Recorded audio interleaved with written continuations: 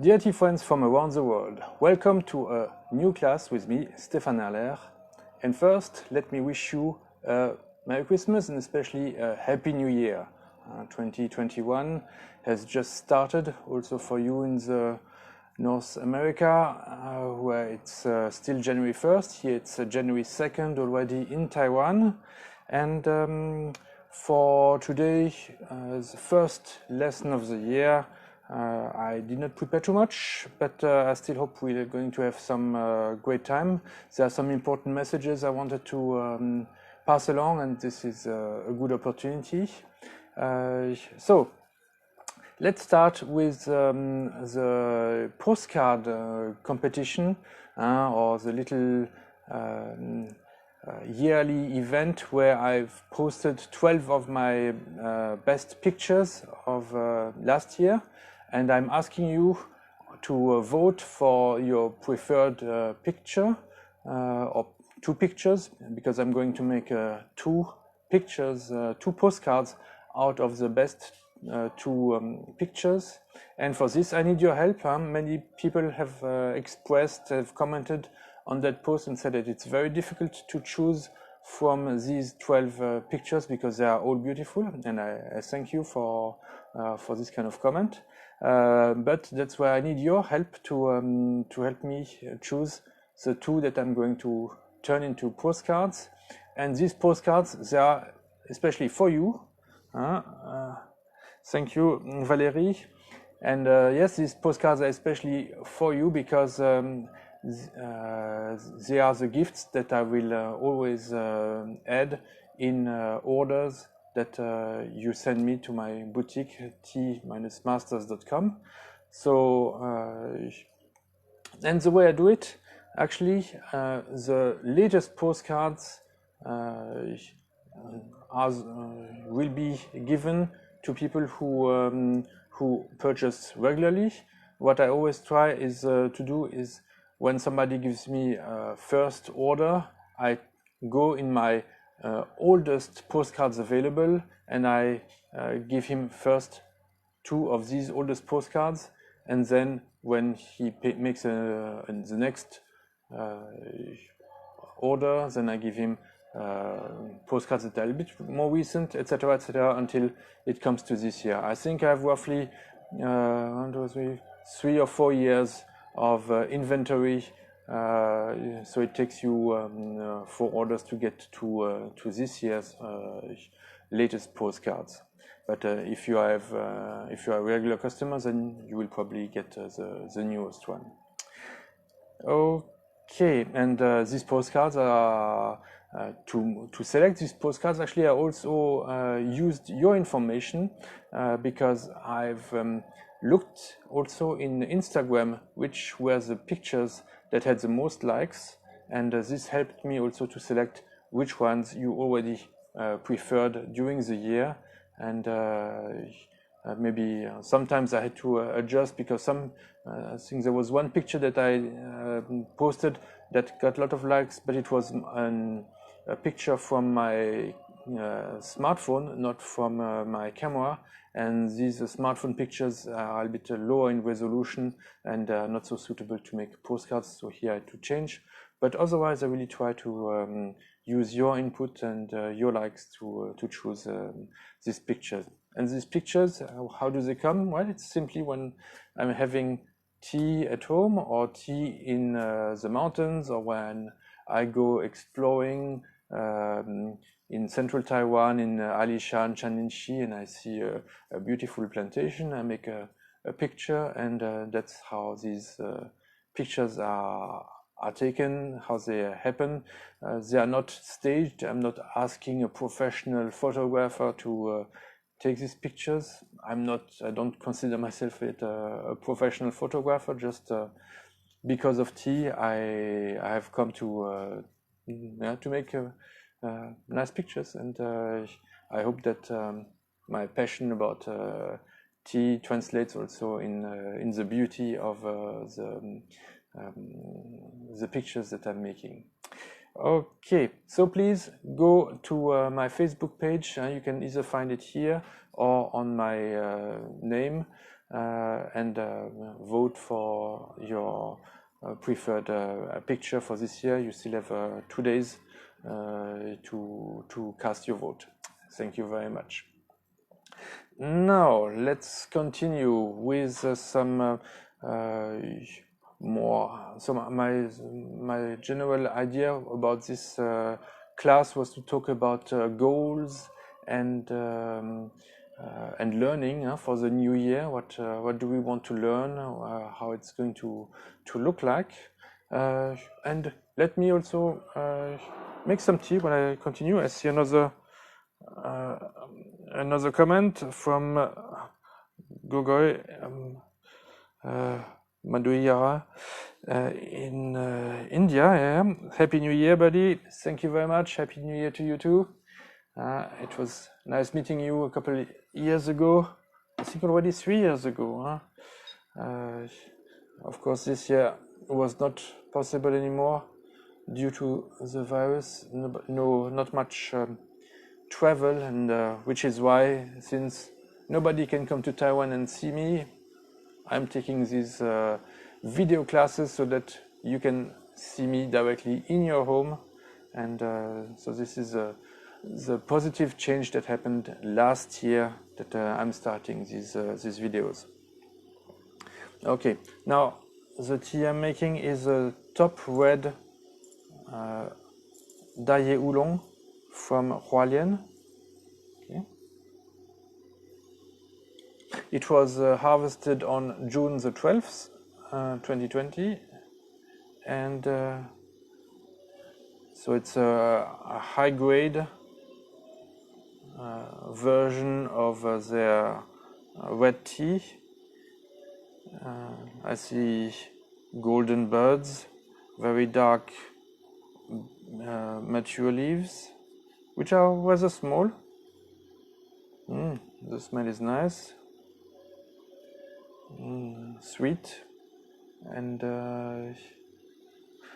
to brew it I'm using porcelain because it's one natural, but also for red tea, fully oxidized tea, it's really the best material.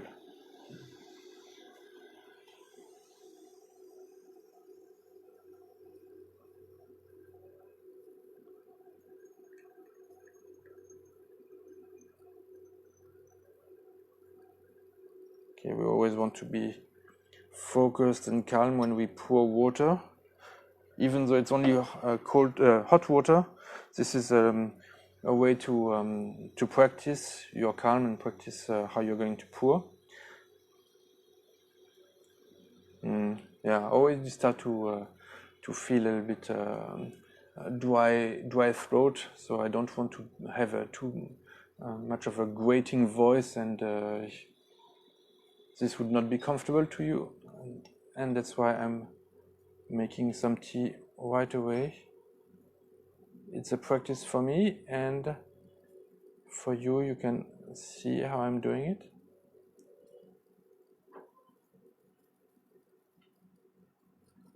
Preheating. Also the idea that you do this with care, with slow and in a calming way, so that it will calm you.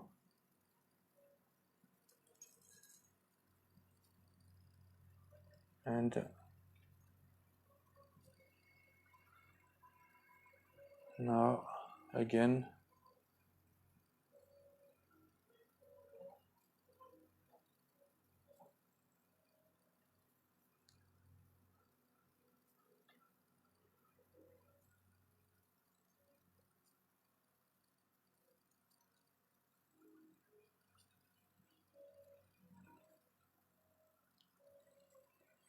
et voilà. And now let's quickly cover the leaves. We can make them whirl a little bit. Okay. And I can slowly empty the cups.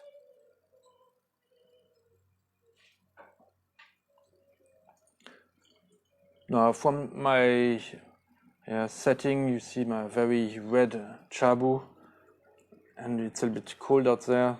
So I was thinking I need a tea that is a bit more oxidized, more festive, also going to warm me up. And so a red tea with red setting seems to be a good idea. So fully oxidized oolongs are naturally fully oxidized teas, which are red teas, are naturally sweet. This one has additional honey fragrances that I already start to get now. And these honey fragrances are a bit similar to Oriental Beauty, because this tea is inspired by Oriental Beauty. They are making sure that the plantations grow without pesticides in order to attract these little small insects that are going to bite the leaves like they do for Oriental Beauty. And by biting the leaves, especially the buds, very early on, the plant wants to defend itself against these insect attacks, and it generates some kind of chemical reaction to protect the leaf, and this chemical reaction actually is what makes this honey fragrance to appear.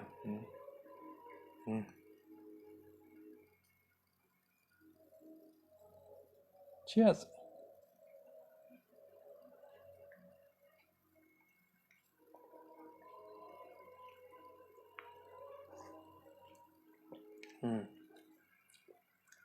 Very nice, very high notes that one does not necessarily think about fully oxidized tea. Fully oxidized, usually we go from when we the less oxidized the tea, the non-oxidized at all is the green tea, so very, very light fragrances. And usually the more you oxidize, the darker the leaves become, but also the darker the aromas. And it's interesting that for this fully oxidized tea, you get such light aromas still.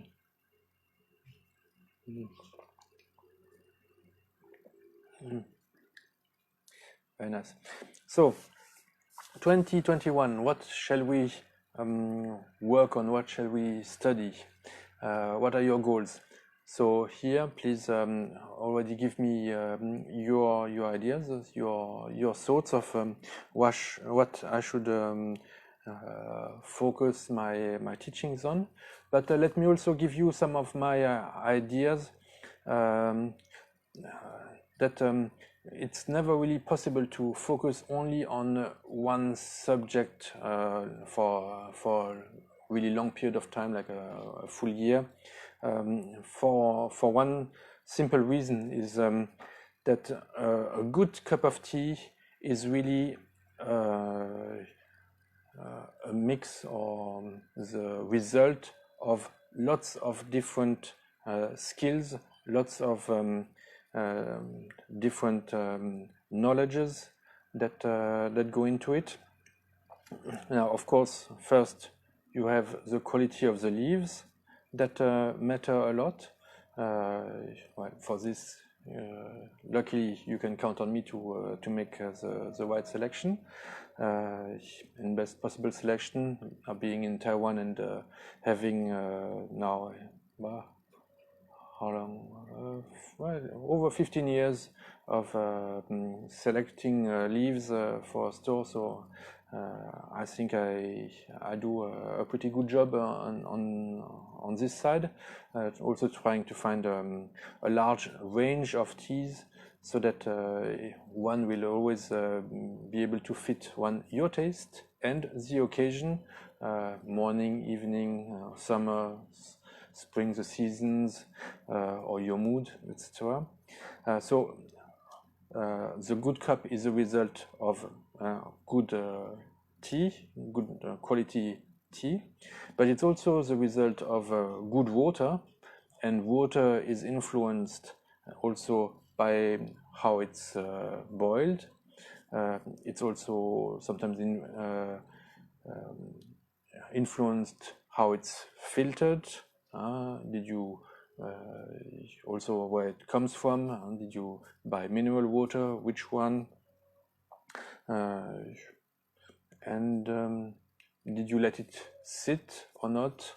Sometimes if you use some tap waters are quite good, but they need to sit overnight open so that the chlor will evaporate naturally. But there are also some mineral waters, like I had a friend in Spain who told me, "Oh, it's terrible. There's a coat on top of the water. It's all minerals. The water is so hard, he cannot really taste the aromas of the tea anymore." And he sent me pictures of different mineral waters that he finds in Spain in his probably local supermarket, and asked me which one is the more suitable to make tea. And so I had on that way. Another thing that's going to influence the cup is to find the right material for the tea you are preparing. Like today, porcelain is really the right material for red tea. In general, porcelain is a neutral material, like a gaiwan, and you can use a gaiwan with all kinds of tea. But for red tea especially, it's what you should be using. So this is one knowledge to acquire, to understand the material. So I'm going also to spend some time this year to explore more the material of the tea vessels. Last year we had 2 videos about Yixing. We can probably continue, but I will also do some about porcelain to explore more this material, which now seems to be very common, cheap, and very much overlooked. Even though just 300 years ago it was considered white gold in the courts of Europe, something that Europe was not able to produce on its own and had to import from China, where De Roi porcelain was called Blanc de Chine, so very elegant names. And when you go to a European castle, in the museum for these castles, you will see lots of beautiful porcelain jars or vases, sometimes even teapots and cups that were acquired in the past at very, very high prices, and that were also a sign that the world was already connected between Europe and China, and that Europeans liked to import fine porcelain from China. And what's a little bit strange is that from this history, we don't know any Chinese brands anymore. The Chinese did not really create their own brands for porcelain. What we know now is European brands after the Europeans learned to make porcelain on their own. There is, of course, Meissen in Germany, but also Sèvres in France, Limoges, porcelain de Limoges, or Wedgwood in the US. So in the UK.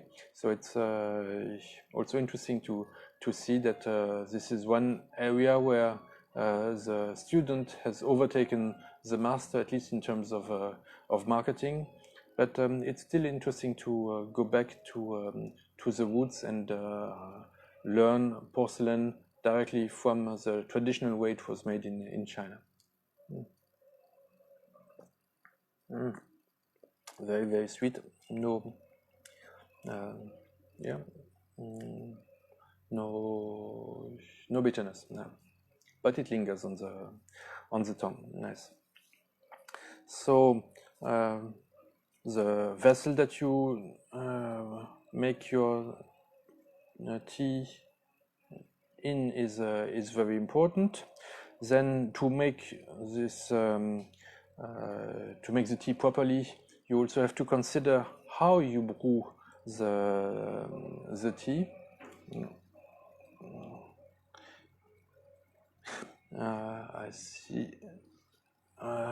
Okay, Heidi Joe, I'm interested in the different ways to heat water along with the best materials for retaining heat for teaware.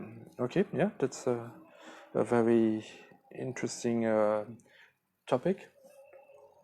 So let's different ways to heat water. Now I'm using an induction. What I'm usually doing is I preheat my tetsubin on gas on a gas stove in the kitchen. And here the induction, it has the advantage it's quite quick, it doesn't take so much space.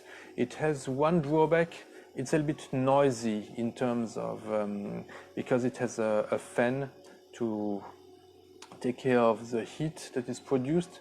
Actually, what would really be the best method, traditionally you would use charcoal on an ilu, like this one. But since charcoal is a little bit not a little bit cumbersome, and it's a little bit dangerous also, you have the risk of fire, and you have the risk of CO poisoning. So you always need to have an open window when you do when you heat water with an ilu.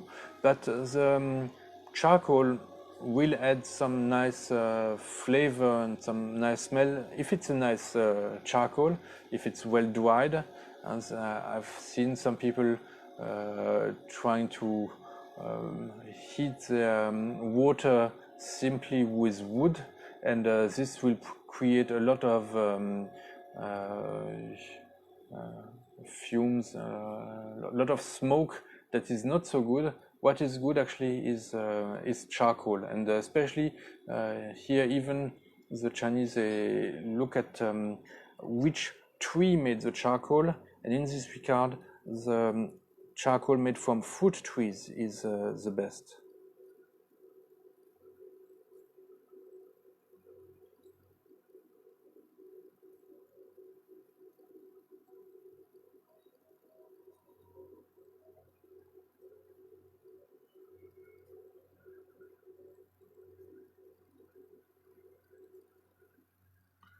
Especially long yen, this fruit that looks a little bit like a small lychee. Long yen mu, long yen tree makes very good charcoal. The fruit trees are generally more sweet in their smells, but it has these drawbacks. It's a bit dangerous, and therefore maybe a simple resistance that heats water is quite good. It does not make sound. Another way is infrared. An infrared heat source, an infrared plate would also be a nice way, because charcoal, they are heating using infrared. So it's also a gentle way of heating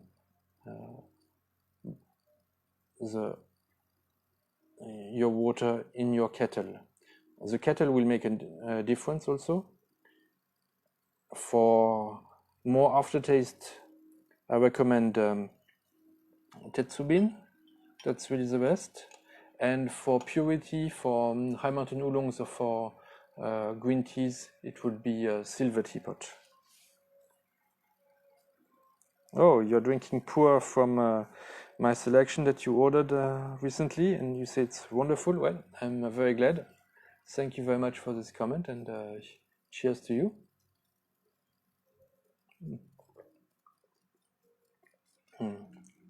Now, the other skill that I've just a little bit demonstrated to make a good tea is the pouring of the water on the leaves. This is one of the most important step in the preparation of tea. This is where you have to be very careful and pay a bit more attention. But there are other small steps that are important. Of course, how long you time your tea.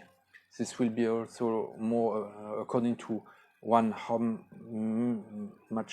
how many leaves you put in your tea vessel and how strong you like it, and also which brew it is. The first brews you will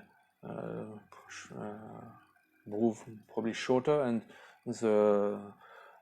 for the later brews, when the leaves become to lose some power, you have to brew longer and longer.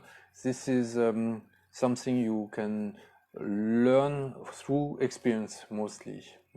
But with each tea it will be a bit different, and with each tea it will also depend on the tea itself. Some teas that are very powerful, like a Gushupur, you have to take this power into account. Some other teas that are very light, like green tea, you could say, oh, green tea is light, so to get flavors I have to brew it longer.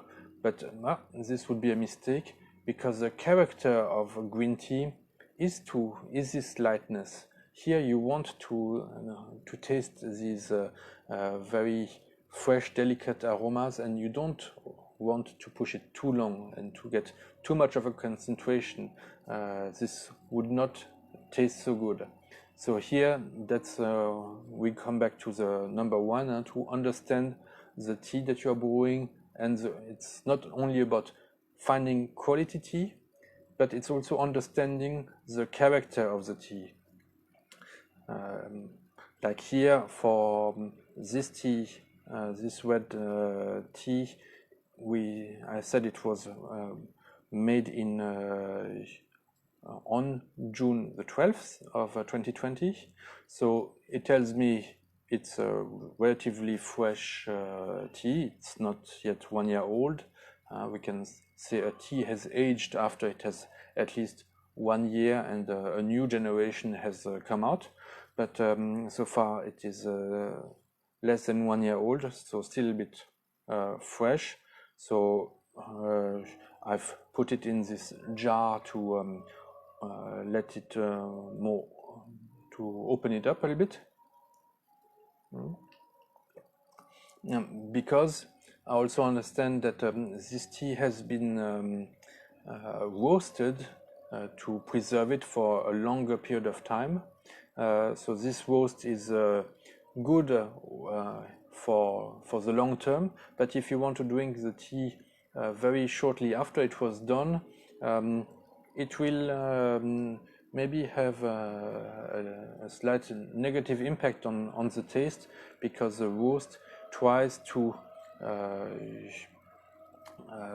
keep the smells inside the leaves, and in order to preserve them, also by drying the leaves. But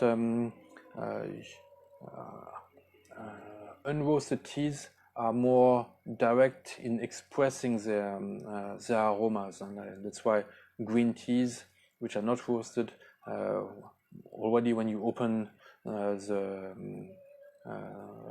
foil and the bag and you smell, it smells very nice. Teas that don't smell right away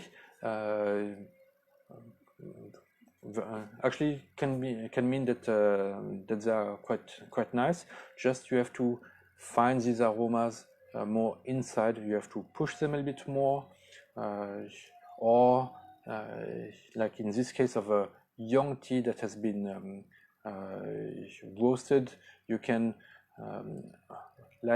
use a tea jar in a bit like you would with a young wine, a decanter, to open up the leaves and to make the tannins a little bit more mellow.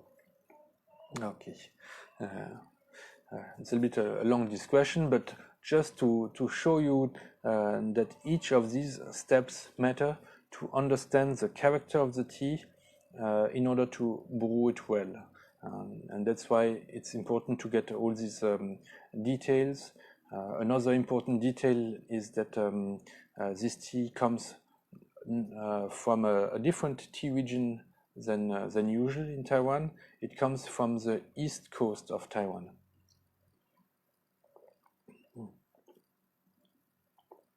Now the east coast is the most beautiful place in Taiwan. It's a much more narrow band of land. It's a bit difficult to access by car. Many people in Taipei even prefer to take the train to Hua Lien instead of driving, because the driving is a bit difficult. It has been made easier with a long tunnel, almost 13 kilometers long, between Pinglin and Yilan. It's the second longest tunnel in Asia, if it has not changed in the meantime. And this has really helped to make the travel easier. But after Su'ao, between Su'ao and Hua Lien, there's almost only two things. On one side you have the sea, the Pacific, and the other side you have mountains. And in the middle you have a little road with lots of big trucks that carry lots of construction material, lots of stones, lots of quarries are located in Hua Lien, and these trucks, they drive like crazy. So you have a stretch of 30-40 kilometers that goes like this along this narrow path between mountains and sea. So it's very difficult to travel on that road, and that's why the good thing about it is that the east coast of Taiwan has not been so much developed industrially, or there's much less population there than on the west part. And this means also that things are much more, there's much less pollution also, because all the wind blows from the Pacific. It gets a lot of wind, it gets a lot of strong sunshine, and it's not protected by the range of mountains in the middle of Taiwan. This high range of mountains in the middle of Taiwan is really protecting the west of Taiwan from all the typhoons that usually come from the Pacific. So the east is really exposed to typhoons in the summer, and it is much more like a Pacific island on that side than on the side where most of the Taiwanese live. And this different climate in the east coast is also the reason why they make red tea instead of Oriental beauty. Remember, to make oolong is a tea that is a little bit in between. Oolong is neither green nor red. It's semi-oxidized. So to make a good oolong, you need to have conditions that are a little bit in between, not too cold, but also not too warm. So it's spring and winter oolongs in Taiwan are really very nice, because they are just in this kind of in between, not too cold, not too warm. But in the east coast, in June, it's already very, very hot. It's really already kind of an extreme weather, and therefore it's much more suitable to make very fully oxidized tea, like this red tea. And that's why the east coast really is much more suitable for red teas than for oolongs. due to its climate. So this is also something you want to try to express in these leaves, this very intense heat and sunshine that comes from the Pacific.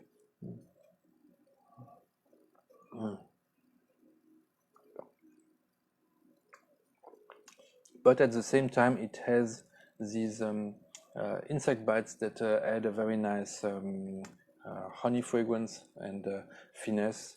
So it's still possible to make finesse even in these a bit more extreme conditions of the West Coast.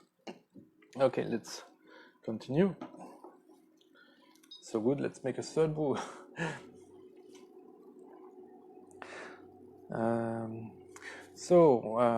And maybe one more skill that is interesting to express and to learn about is the setup of the chaxi to make this kind of tea like more a celebration. Now I'm still a bit in Christmas mode. It's still only January 1st or 2nd. So in Alsace, usually we celebrate Christmas almost until January 6th, when the three Magi's come to give gifts to baby Jesus. I'll have a galette des rois, a French galette des rois, to celebrate that. And it's therefore I'm still a bit in a celebratory mood and mode here with this chaxi. No problem, Elizabeth. You can always watch the rest in replay. So my idea is to continue also to give you here. It's much more about inspiration than direct teaching to do this or that. Like where to place your cups. You see sometimes just now I have rearranged a bit my cups so that they look a bit more harmonious and that they are close enough for me to pour the tea in them.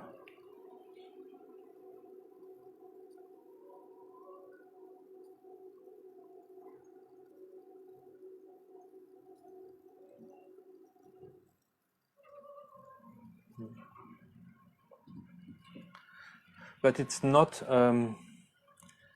There's not a theoretical rule of it should be at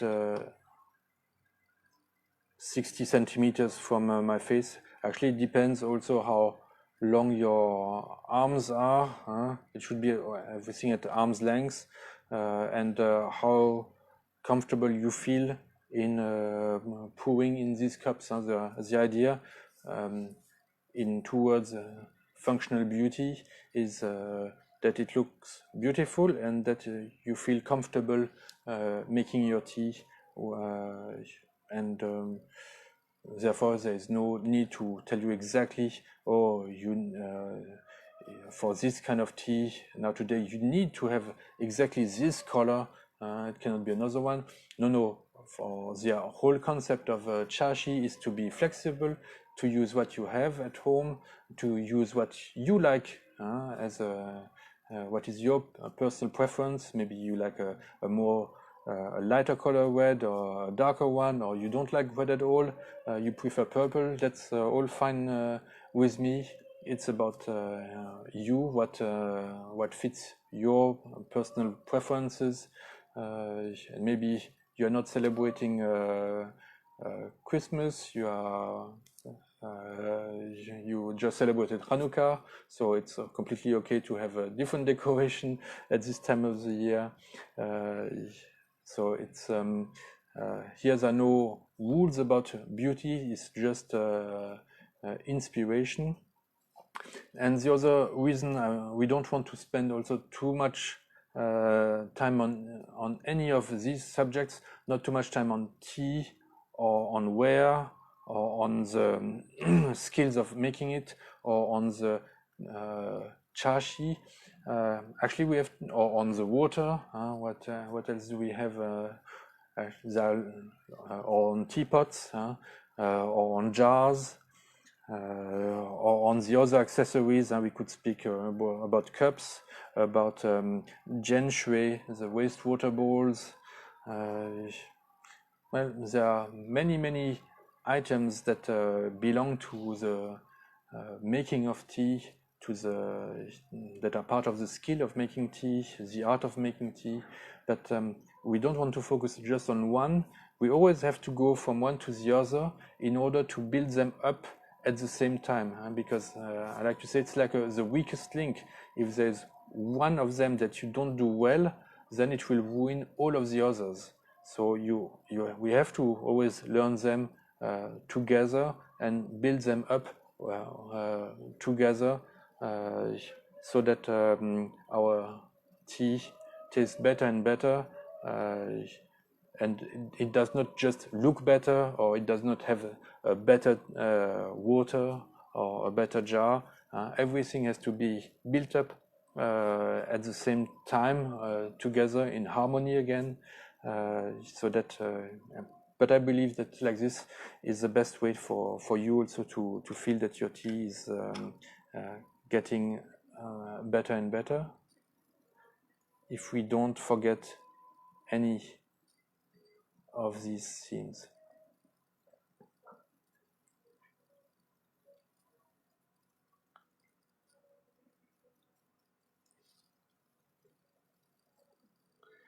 Okay, maybe you have a different ideas, or maybe there is one area that you feel that is more important than others. I'm very welcome to your comments and suggestions. So please let me know. And again, have a wonderful new year. I see another question from Heidi. Do you ever use a fair picture with a gaiwan? Well, in this kind of chaxi setting, I would say no, for the simple reason that when the soup is too hot, you transfer it in another bowl, and back and forth, and by transferring the soup, it will cool down faster than if you just let it sit. So by having a pitcher and transferring your tea in the pitcher, and then from the pitcher to the cups, you have two transfers instead of one, and this means you are lowering the temperature of the tea faster. But actually, tea smells the most when it's very hot. So to have the most smell, it's best to keep it as hot as possible. Also, if you can skip one step, like here, by pouring directly, I'm saving the step of the ferry. And if there is somebody who wants to have his tea stronger than the others, I can also adjust this in the way I pour. So I have more flexibility, and it's also more simple than if I have a ferry. Now here I have a nice harmony between the gaiwan and the 3 cups. Where would I put the ferry? It would not look so nice anymore. I would have to do like this. So the ferry in this chaxi, I feel, would be unnecessary. It would also be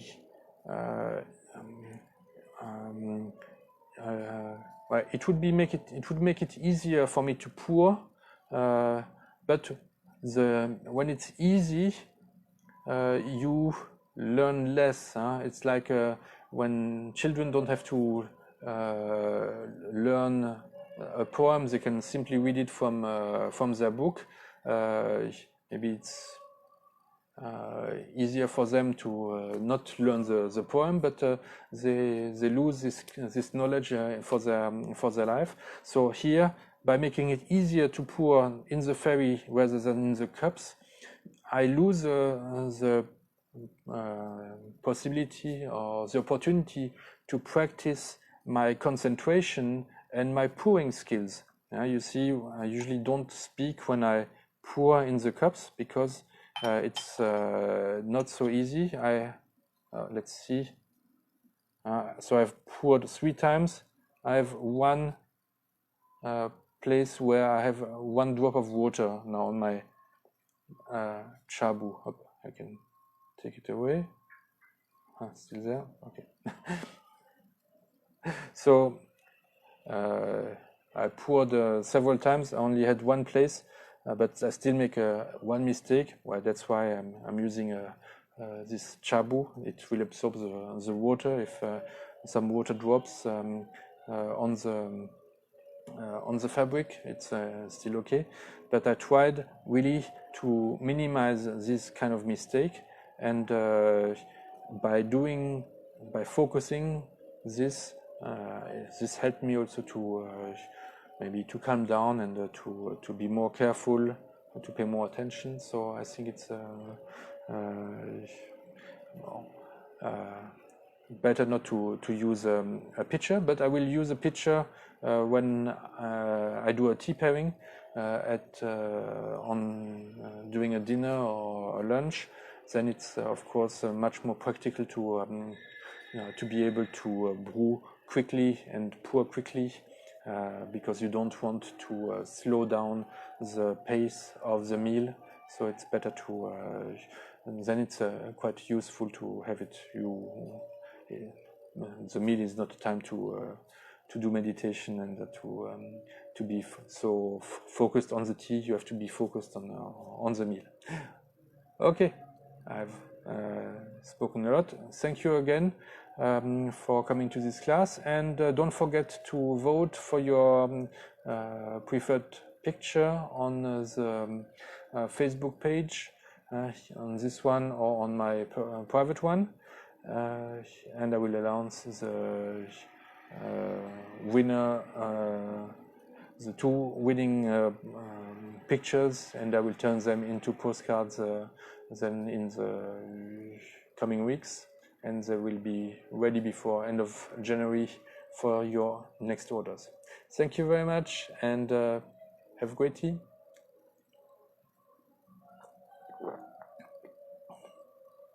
Okay, Happy New Year.